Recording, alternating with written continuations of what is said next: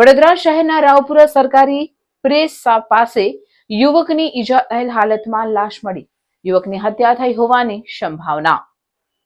પ્રાપ્ત માહિતી અનુસાર વડોદરા શહેરના તરસાલી વિસ્તારમાં રહેતો યુવક લારી પર કામ કરતો હતો. રાત્રિના સમયે કોઈ અજાણ્યો યુવક તેને લઈ ગયો અને બાદમાં સવારમાં તેની ઘાયલ અવસ્થામાં લાશ મળી આવી છે. ત્યારે આ સમગ્ર મામલે વડોદરા પોલીસે વધુ તપાસ હાથ ધરી છે. મારો બાબો નહીં, મારા બાબાનો છોકરો માનેલો એને. શું નામ છે એનું યશ નામ હતું. મારા બાબાના લારી ઉપર હતો. એને તરસાળી બસ સ્ટેન્ડ. શું બનાવ શું બન્યો હતો?